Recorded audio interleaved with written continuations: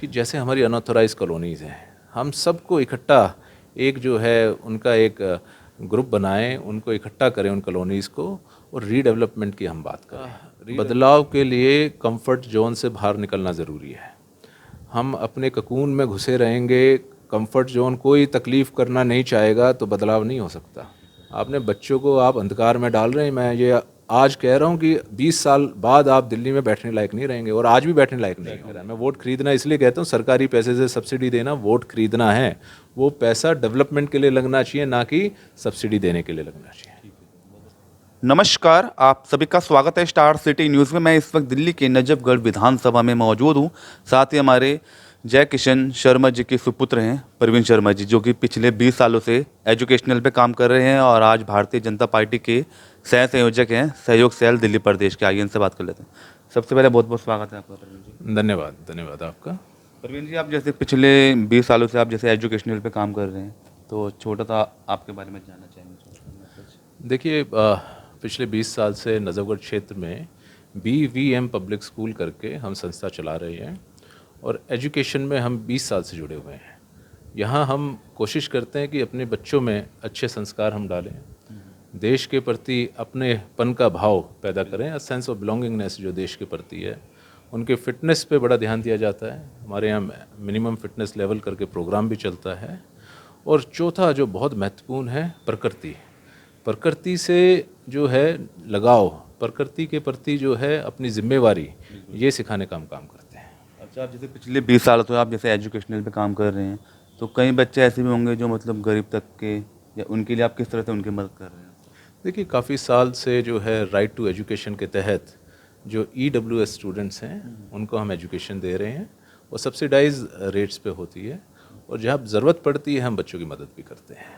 19-20 साल हो गए हमें स्कूल चलाते हुए, तो 19-20 साल से भी जुड़े हुए लोग हैं जो अभी तक कंटिन्यू कर रहे हैं, और ज़्यादातर मेरा स्टाफ जो है 1 दशक से ज़्यादा हो गया जो मेरे साथ जुड़ा हुआ है। सर, आप जैसे भारतीय जनता पार्टी में हैं और इस बार मोदी जी की सरकार बनी तीसरी बार, और पश्चिमी दिल्ली लोकसभा को लेकर बात करेंगे। श्रीमती यहाँ की कमल जी शेरावत जी सांसद चुन के आई हैं, कैसा लग रहा सर आपको? हमें बहुत खुशी है एज अ एजुकेशनिस्ट, क्योंकि वो भी एक एजुकेशन से जुड़ी हुई महिला हैं। एज अ एजुकेशनिस्ट हमें बड़ी खुशी है कि एक पढ़ा लिखा व्यक्तित्व जो ज़मीन से जुड़ा हुआ है, जो इन गांव देहात से कच्ची कॉलोनियों से निकला हुआ व्यक्तित्व है, वो आज हमारा MP है। कोई पैराशूट से उतरा हुआ MP नहीं है। अब हमारा MP है जो ज़मीन से जुड़ा हुआ है, और जो ज़मीन से जुड़ा हुआ है वो हमें समझेगा भी, हमारे कामों को भी समझेगा, जनता के कामों को समझेगा और करेगा भी, क्योंकि वो पढ़ा लिखा एक समझदार व्यक्ति है। और काफ़ी उम्मीदें हैं सर कमल जी शेरावत जी से। गाँव देहातों को लेकर भी हम बात करेंगे सर। काफ़ी समस्या देखने में मिल रही हैं सर, तो क्या उम्मीदें लगाई जाए मतलब आगे इन 5 सालों में? देखिए, कमल जी से तो बहुत उम्मीदें हैं, हमें मोदी सरकार से बहुत उम्मीदें हैं। अब आज ही देखिए आप, मॉनसून ने जो है थोड़ी सी करवट ली और दिल्ली अस्त व्यस्त थी, बाढ़ आ गई थी दिल्ली में, गाड़ियां डूबी हुई थी। तो ये मैनेजमेंट है केजरीवाल जी का? तो हमें ऐसे लोग चाहिए जो उनकी दूरदर्शिता हो, एक नज़र जो है सब्सिडी से आगे जाए, नज़र वोटों को खरीदने से आगे जाए। इनका काम क्या है? ये एक बैसाखी पकड़ा देते हैं 1000-2000 रुपए की, लोगों को लाचार कर रहे हैं। विज़न होनी चाहिए एक नेता की विज़न होनी चाहिए कि 10 साल बाद आने वाली समस्या कैसे दूर करें। जो नेचुरल क्राइसिस आने वाले हैं, पानी का क्राइसिस आने वाला है, एयर क्वालिटी को लेके हेल्थ क्राइसिस आने वाला है, उसको कैसे दूर करा जाए। जो हमारी कॉलोनियाँ जिस हिसाब से बसी हुई हैं दिल्ली में, उसको कैसे कंट्रोल करा जाए कि उसको और नेचर के प्रति इको पार्क्स बने, और जो है गार्डन्स बने, हवा ताज़ा हो सके। दिल्ली में जो है रहना ही पनिशमेंट हो गया खुद में। तो ऐसी त्रस्त दिल्ली को अगर छुटकारा दिलाना है तो एक बदलाव की ज़रूरत है, और ये बदलाव हमें करना पड़ेगा। आपको क्या लगता है इस बार सर दिल्ली में 25 साल का जो बनवास है आपका, इस बार 2025 में टूटेगा? इस बार रिकॉर्ड भारतीय जनता पार्टी आ रही है इस बार? बिल्कुल आनी चाहिए, बिल्कुल आनी चाहिए। और जनता जो है, जनता को खुद समझना चाहिए। जनता के टारगेट ये छोटे नहीं होने चाहिए, महीने 2 महीने में मिलने वाले 1000-2000 रुपये नहीं होने चाहिए। आपके बच्चे का भविष्य क्या होने वाला है, आपका जीवन कैसा है, क्वालिटी ऑफ लाइफ कैसे होने वाली है। अगर ऐसे ही जो लोग एक तरीके से सरकारी पैसे से वोट खरीदने का काम कर रहे हैं, इनको आप पावर में लाते रहे तो इंफ्रास्ट्रक्चर और डेवलपमेंट का काम नहीं हो पाएगा। तो कोई विजन है सर कोई भारतीय जनता पार्टी के पास दिल्ली में अगर बात करें? देखिए, भारतीय जनता पार्टी का विज़न तो बहुत बड़ा है। मैं पर अपना एक दो पॉइंट कहना चाहूँगा। मैं चाहता हूँ कि जैसे हमारी अनऑथराइज कॉलोनीज़ हैं, हम सबको इकट्ठा एक जो है उनका एक ग्रुप बनाएं, उनको इकट्ठा करें उन कॉलोनीज़ को, और रीडेवलपमेंट की हम बात करें।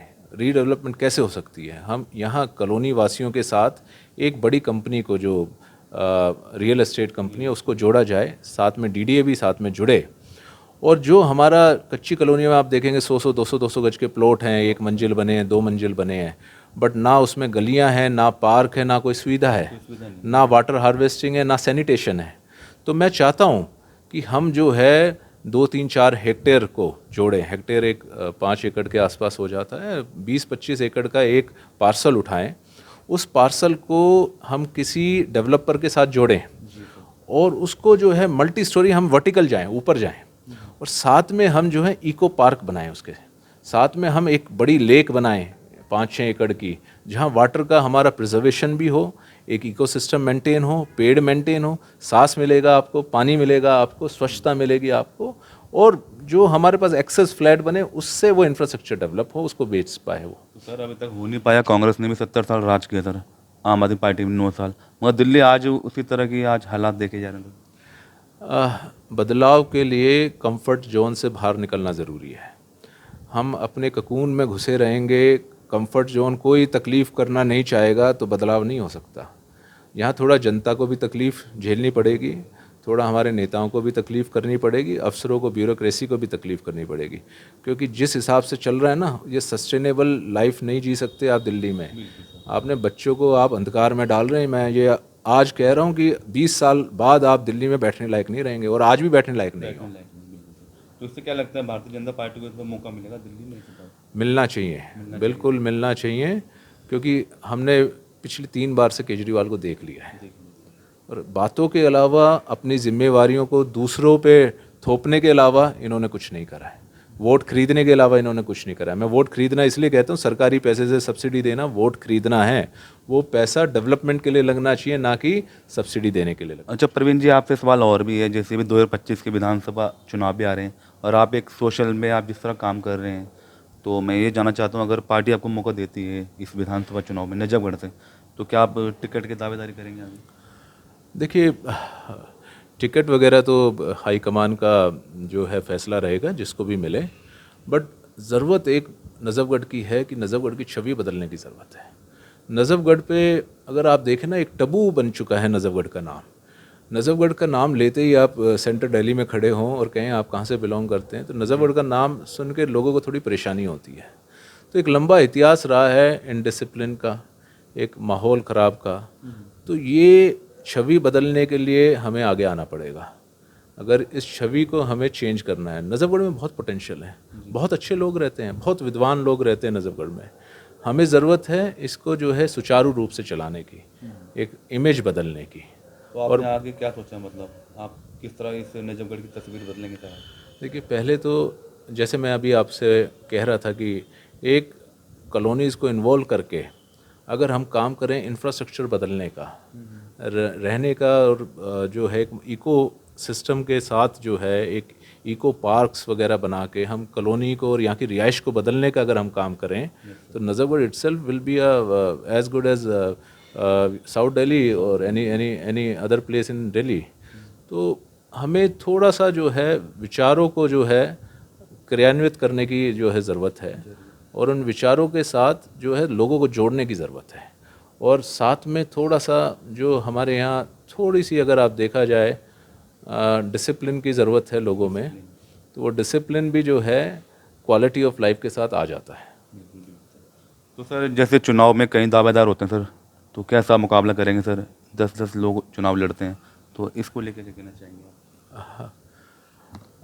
चुनावों में मेरा, अगर भगवान ने चाहा कुछ ऐसा हुआ कि मैं चुनाव लड़ूंगा, तो मैं अपने विचार ही रखूंगा लोगों के सामने, और ये ज़रूर वादा करूंगा जो मैं कहूँगा, जो मैं अपने विचार लोगों के सामने रखूंगा, उस पर अमल भी करूंगा।